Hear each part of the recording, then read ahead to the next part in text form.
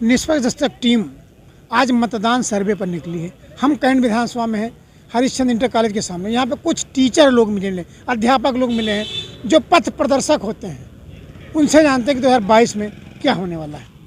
जी भाई साहब बताइए, आज मतदान का दिवस, लोकतंत्र का महापर्व है, लोग जागरूक मतदान करने निकले, कुछ लोग अभी घरों में बैठे हैं, उनके लिए कोई मैसेज या क्या है?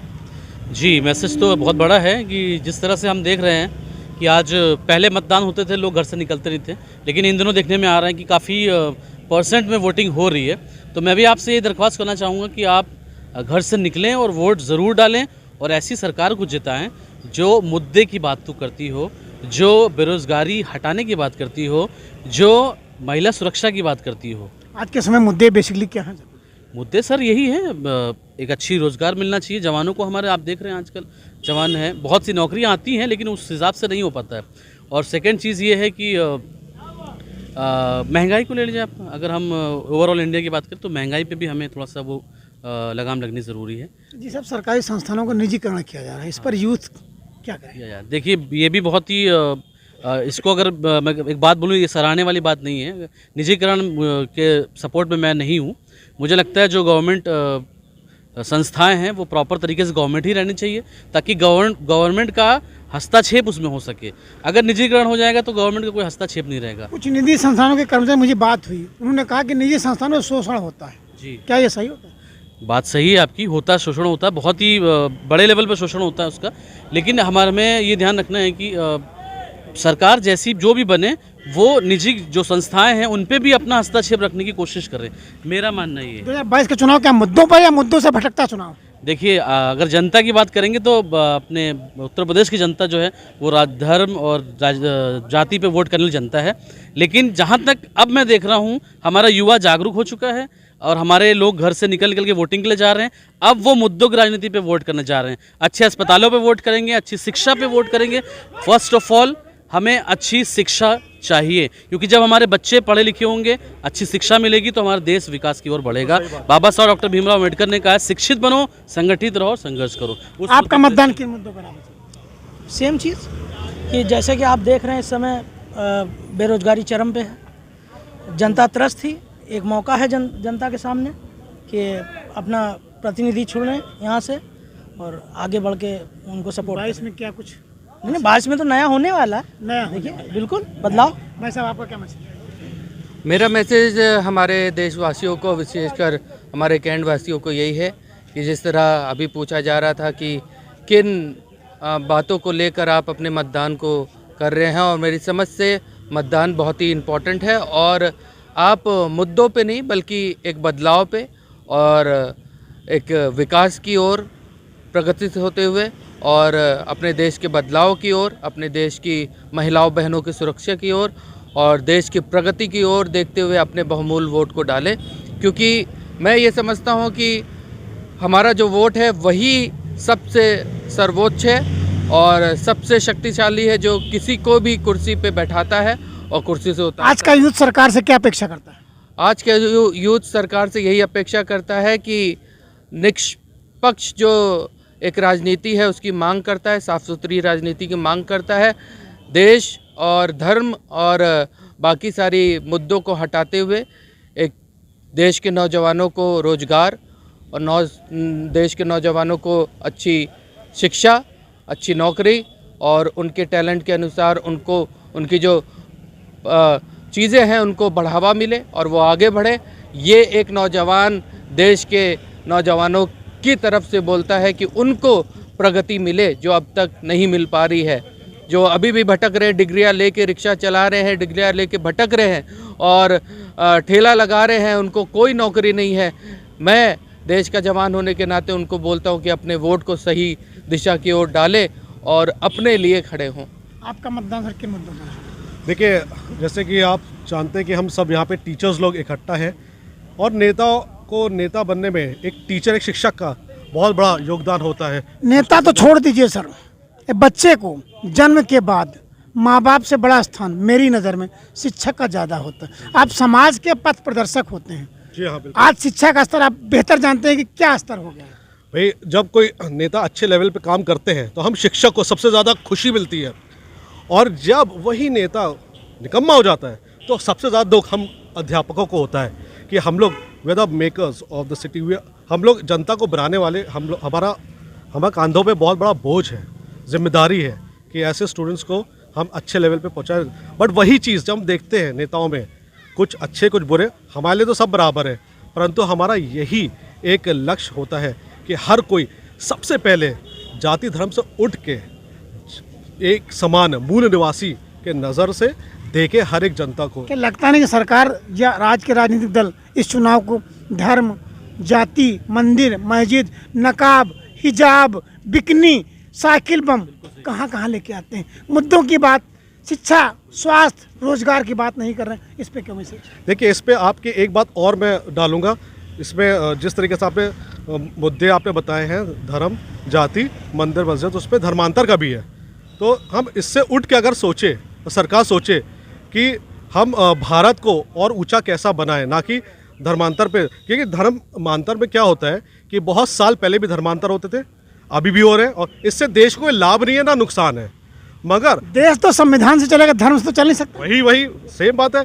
बट हम धर्म, एक मैं छोटी जानकारी आपको शेयर बस यही बात और धर्म परिवर्तन की जगह अगर हम भारत परिवर्तन के बारे में सोचे तो वो ज़्यादा बेटर होगा, है ना? तो भारत परिवर्तन के बारे में बात हो, ना कि धर्म परिवर्तन में बात। धर्म की बात मैं आपको बात कहूँ, एक हिंदुस्तान है जहाँ सारे धर्म समान हैं, सबको अपनी विधि अपनी पूजा पद्धति करने का नियम। एक आपसे अलग हुआ देश नाम पाकिस्तान है, उसमें सिर्फ धर्म की बात की। आज उसका क्या स्तर आ गया है, किस स्तर पे आ गया है? कहीं ना कहीं इसकी देन धर्म ही है, और हम उसके मार्ग पर क्यों चलने? मैं बोलना चाहूँगा कि जो देश केवल धर्म के राह पे चले हैं, जैसे पाकिस्तान हुआ और भी तालिबान, वो हमेशा बर्बाद हुआ है। अगर संविधान पे चला है तो आबाद हुआ है। तो ना कि हम ऐसा देश बनाए कि केवल एकमात्र रिलीजन, धर्म उसे लीड करे, परंतु सब मिल के, वही तभी हमारा भारत देश का उत्थान होगा। सर, आपसे शिक्षा का मैं एक आखिरी सवाल करूंगा आपसे। आप राजधानी में रह रहे हैं, राजधानी के कॉन्वेंट कॉलेज अच्छे कॉलेज होते हैं। आप जिस कॉलेज के सामने हैं, मैं भी इस कॉलेज का विद्यार्थी रहा हूँ, मैंने हाई स्कूल इसी कॉलेज से पास किया। लेकिन जो हमारी ग्रामीण जनता रहती है गांव में, प्राइमरी कॉलेज की शिक्षा का स्तर यहाँ से काफ़ी नीचे है, लेकिन सबका कंपटीशन एक ही होता है। तो लगता नहीं कॉन्वेंट कॉलेज के बच्चे को जो मिल सकता है वो प्राइमरी कॉलेज को नहीं मिल सकता। इसका स्तर बराबर कैसे किया जाए? देखिए, इसका बराबर स्तर उस वैसे किया जाए जिस तरीके से सरकार प्राइवेटाइजेशन कर रही है, ठीक है?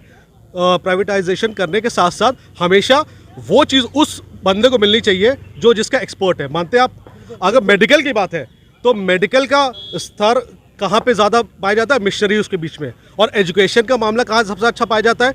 मिशनरीज के बीच में, यानी क्रिश्चियंस के बीच में। अगर ये जो एक्सपर्ट होते हैं उसको वही चीज़ हैंड ओवर करनी चाहिए। अगर एजुकेशन की मामला है तो ये एजुकेशन का सिस्टम अगर क्रिश्चियन स्कूल्स को दे दिया जाए तो जानते हैं आप, वो एक्सपर्ट है, वो उसे अच्छी तरीके से, निष्पक्ष तरीके से चला सकते हैं। इसी तरह मेडिकल भी, अगर मेडिकल का प्राइवेटाइजेशन करे तो उसका किसी एजेंसी को ना दे। एजेंसी क्या होती है?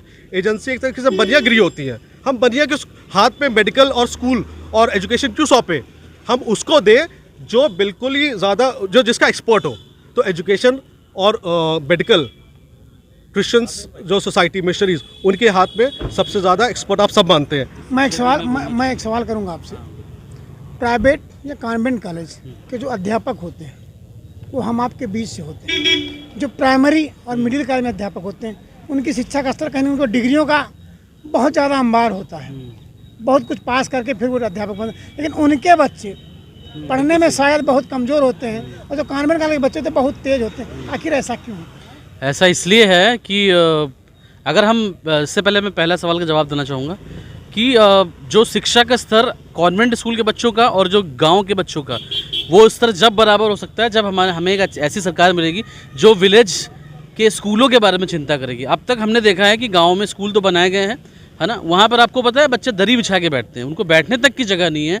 उनके घर में, उनके क्लास में पंखे लगे हैं लेकिन वहाँ लाइट नहीं आती है। तो कम से कम बच्चों के लिए चेयर का बंदोबस्त कर दिया जाए, बच्चों के लिए लाइट का बंदोबस्त कर दिया जाए, है ना। ये मुद्दों पे सरकार को ध्यान देना बहुत ज़रूरी है। पत्रकार साहब, मेरी बस यही गुजारिश है सरकार से, जो भी आने वाली सरकार है जिसको भी हम सब चुन के बना रहे हैं 2022 में, वो इस बार गांव के स्कूलों में ज़रूर ध्यान दें, वहाँ के स्कूलों की काया पलट करें। अगर हम एक बात करें, मैंने सुना था दिल्ली में केजरीवाल जी का नाम सुना होगा आप सबने, उन्होंने दिल्ली के स्कूल जो सरकारी स्कूल है उसकी काया एकदम पलट के रख दी है। मनीष सिसोदिया जी, उन्होंने दिल्ली के सरकारी स्कूल को आप पहचान नहीं पाएंगे वो प्राइवेट है कि सरकारी, वो एकदम प्राइवेट, जयपुरिया जितने स्कूल हमारे उनसे भी बेस्ट स्कूल बना दिया है। तो इस तरह से एक अच्छी नीयत रख के काम करना पड़ेगा। अगर इस चीज़ के लिए अगर सरकारी कर्मचारी मतलब जिले के जिला अधिकारी, एसपी, पुलिस कमिश्नर या पुलिस या चपरासी, उसके बच्चे प्राइमरी कॉलेज या मिडिल कॉलेज में जाएंगे तो क्या लगता है आपको शिक्षक सुधार होगा या नहीं होगा? हाँ, बिल्कुल सही सवाल पूछा आपने। देखिए, यही बात होती है, जो आदमी पैसे वाला है उसके बच्चे बड़े स्कूल में आते हैं, जो गरीब आदमी है उसके बच्चे छोटे स्कूल में जाते हैं।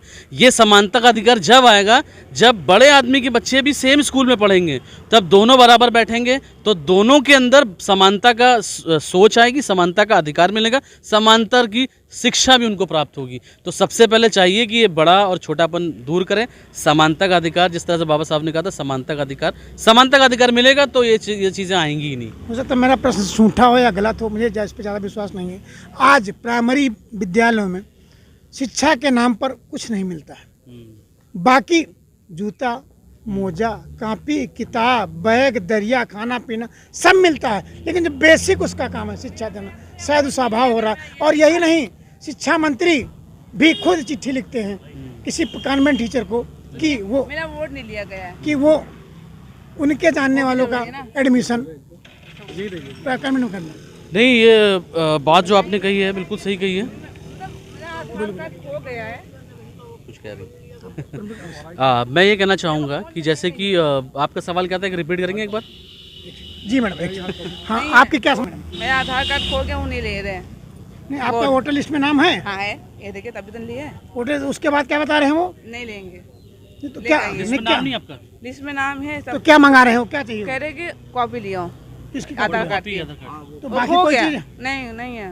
तो इस मोबाइल में इसका प्रिंट निकलवा लीजिए, फिर तो कोई दिक्कत नहीं है। इसका प्रिंट निकलवा लीजिए, फिर तो कोई दिक्कत नहीं है। फोटोकॉपी करा के भाई देखिए, उनकी एक गाइडलाइन है, उनको प्रूफ चाहिए। नहीं तो आधार का लाइसेंस भी तो काम आएगा। और इसके अलावा और लाइसेंस होगा 12 गाइडलाइन, लाइसेंस हो, पैन पिछली बार वाला card, voter income tax, bank passbook, कोई चीज हो है पर घर पे है। तो उसको तो मैनेज करना पड़ेगा। देखिए आपको अरे मतलब अभी तो है, फोन में तो था, उसको तो लेना चाहिए। अब जैसे आना घर पे फोटोकॉपी करा के ले आइए। हार्ड कॉपी मांग रहे हैं। हाँ, आपके जवाब पे मैं आता हूँ। जो गवर्नमेंट स्कूल्स की बात की आपने, जहाँ पर आपका सवाल था कि शिक्षा के अलावा सब कुछ मिलता है, रोटी, कपड़ा, सब कुछ मिलता है, ये बात आपकी मैं कहूँगा काफ़ी हद तक सही सच है आपकी बात। अगर गवर्नमेंट स्कूल्स की हम बात करें तो अब जब से हम देखते हुए आ रहे हैं, वहाँ पर पहले तो सारी चीज़ें प्रोवाइड नहीं होती थी। इन दिनों चीज़ें प्रोवाइड हो रही, लेकिन वो बेहतरीन शिक्षा नहीं प्रोवाइड हो पा रही है। तो हमारी जो गवर्नमेंट बनेगी उनसे मेरी दरख्वास्त है कि इस पर भी एक बार बहुत गहन अध्ययन करने वाला है, उस पर नज़र डालने वाला है कि जो शिक्षा की जो वहाँ पर जो क्या बोलते हैं, शिक्षा की जो स्तर है जो अभी कमज़ोर है वो मजबूत बनाने वाला है। वहाँ के अध्यापकों पर, प्रिंसिपल पर, टीचर्स पर थोड़ा और, मैं सख्ती नहीं बोलूँगा, लेकिन उन पे और ट्रेनिंग प्रोग्राम्स उनके लिए चलाने चाहिए ताकि वो सीखें और बच्चों को एक उत्तम भविष्य दे पाएँ। 2022 में अध्यापक जो समाज का पथ प्रदर्शक है, क्या चुनने जा रहा है? देखिए, मैं पार्टी के नाम नहीं लूँगा, लेकिन मैं ये बताऊँगा कि इस बार एक बेहतरीन शिक्षा वाली राजनीति हम लोगों ने चुनी है, बेहतरीन रोज़गार वाली राजनीति चुनी है, बेहतरीन, सचिन भाई बताएंगे, बेहतरीन मेडिकल, एजुकेशन, इलेक्ट्रिसिटी, पानी। क्या प्रकृति का जो नेचर है परिवर्तन, आप उसके साथ हैं या स्थिर हैं?